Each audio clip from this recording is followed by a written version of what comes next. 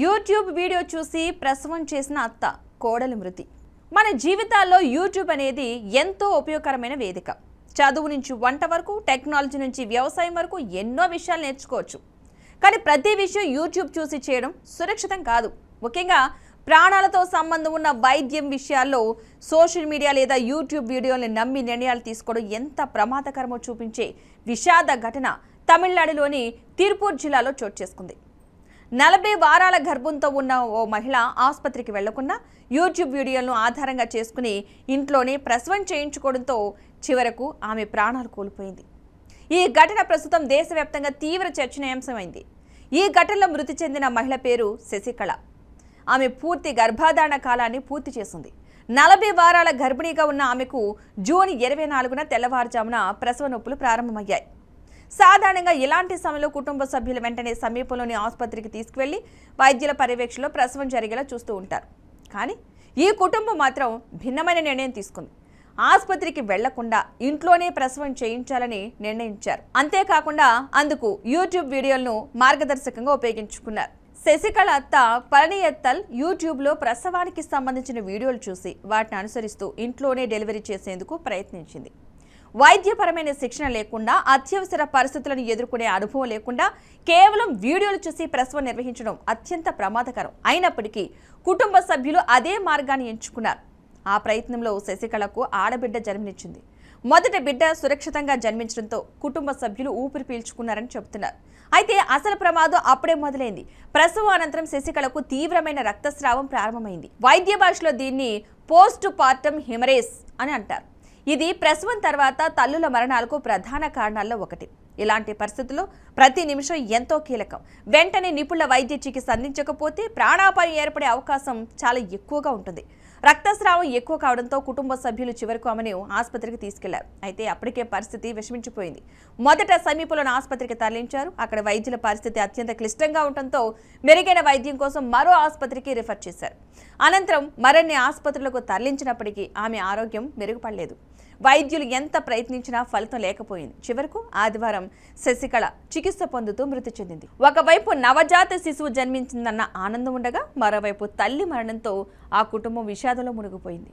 ఈ సంఘటన స్థానికంగా తీవ్ర దిగ్భ్రాంతికి గురిచేయడమే కాకుండా దేశవ్యాప్తంగా వైద్య నిపుణులు, ప్రజారోగ్య కార్యకర్తలు ఆందోళన వ్యక్తం చేసేలా చేస్తుంది. ఈ ఘటన వెలుగులోకి రావడంతో చాలా మంది ఒకే ప్రశ్న అడుగుతున్నారు: యూట్యూబ్ వీడియోలు నిజంగానే ఇలాంటి వైద్య ప్రక్రియలకు ప్రత్యామ్నాయమా? సమాధానం స్పష్టంగా కాదు. యూట్యూబ్లో అందుబాటులో ఉండే సమాచారం సాధారణ అవగాహన కోసం మాత్రమే. కానీ ప్రతి గర్భిణీ పరిస్థితి ఒకేలా ఉండదు. ప్రతి ప్రసవం ఒకే విధంగా జరగదు. కొందరికి సాధారణ ప్రసవం సాఫీగా జరిగితే మరికొందరికి అకస్మాత్తుగా అత్యవసర పరిస్థితులు ఎదురవుతాయి. అలాంటి సమయంలో వైద్యులు, నర్సులు అవసరమైన పరికరాలు, రక్త నిల్వలు అందుబాటులో ఉండటం ప్రాణాలను కాపాడుతుంది. ప్రసవం అనేది సహజ ప్రక్రియ అయినప్పటికీ దానిని ప్రమాదాలు ఉండవని అనుకోవడం పొరపాటు. దానికి అధిక రక్తస్రావం, శిశువు శ్వాస సమస్యలు, గర్భాశయం సరిగా సంకోచించకపోవడం, రక్తపోటు పెరగడం వంటి ఎన్నో సమస్యలు ఒక్కసారిగా తలెత్తే అవకాశం ఉంటుంది. అందుకే ప్రపంచవ్యాప్తంగా వైద్య నిపుణులు ప్రసవం తప్పనిసరిగా వైద్య పర్యవేక్షణలోనే జరగాలని సూచిస్తున్నారు. భారతదేశంలో గత కొన్నేళ్లుగా ప్రభుత్వాలు కూడా ఆసుపత్రుల్లో ప్రసవాలను ప్రోత్సహిస్తున్నాయి. గ్రామీణ ప్రాంతాల్లో కూడా ప్రభుత్వ ఆసుపత్రులు, ప్రాథమిక ఆరోగ్య కేంద్రాలు, అంబులెన్స్ సేవలు అందుబాటులో ఉన్నాయి. గర్భిణీలు క్రమం తప్పకుండా పరీక్షలు చేయించుకోవాలని, ప్రసవ సమయం దగ్గర పడేసరికి ఆసుపత్రిలోనే ఉండాలని అధికారులు అయితే సూచిస్తూ ఉంటారు. అయినప్పటికీ కొందరు అపోహలు, భయాలు లేదా తప్పుదారి పట్టించే సమాచారాన్ని నమ్మి ప్రమాదకర నిర్ణయాలు తీసుకుంటున్నారు. ఈ ఘటన సోషల్ మీడియా బాధ్యతపై కూడా చర్చకు దారితీసింది. యూట్యూబ్లో అనేక వైద్య వీడియోలు ఉన్నప్పటికీ అవి వైద్యుల సలహాకు ప్రత్యామ్నాయం కాదని ప్రతి వీడియోలో స్పష్టంగా చెబుతూ ఉంటారు. అయినప్పటికీ కొందరు వాటిని నేరుగా అనుసరించడం వల్ల ఇలాంటి విషాదాలు చోటు చేసుకుంటున్నాయి.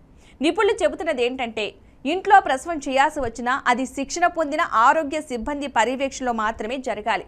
కేవలం వీడియోలు చూసి ప్రయత్నించడం ప్రాణాంతకమవుతుంది. ఈ సంఘటన తర్వాత స్థానిక అధికారులు కూడా దర్యాప్తు అయితే ప్రారంభించినట్లు సమాచారం. కుటుంబ సభ్యుల నిర్ణయం, ఆసుపత్రికి ఎందుకు తీసుకువెళ్లలేదు అనే అంశాలపై విచారణ అయితే జరుగుతుంది. వైద్య నిపుణులు మాత్రం మరోసారి ప్రజలకు స్పష్టమైన సందేశం ఇస్తున్నారు. ప్రసవ నొప్పులు ప్రారంభమైన వెంటనే సమీపంలోని ఆసుపత్రికి తీసుకువెళ్లాలని, ఆలస్యం చేయవద్దని సూచిస్తున్నారు.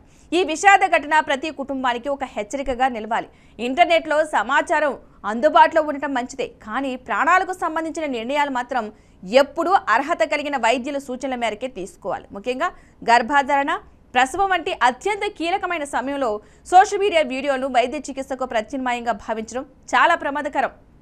శశికళ మరణం ఒక కుటుంబానికే కాదు, సమాజానికే పెద్ద విషాదం. పుట్టిన బిడ్డ తల్లిని కోల్పోవడం ఎంతో బాధాకరం. ఇలాంటి ఘటనలు మరలా జరగకుండా ప్రతి ఒక్కరూ వైద్య నిపుణుల సలహాలు పాటించడం, ఆసుపత్రిలోనే సురక్షిత ప్రసవాలు చేయించుకోవడం అత్యంత అవసరం. అవగాహన, సరైన సమయంలో సరైన వైద్య సేవలు మరియు బాధ్యతాయుతమైన నిర్ణయాలు ఇలాంటి ప్రాణ నష్టాలను నివారించగలవు.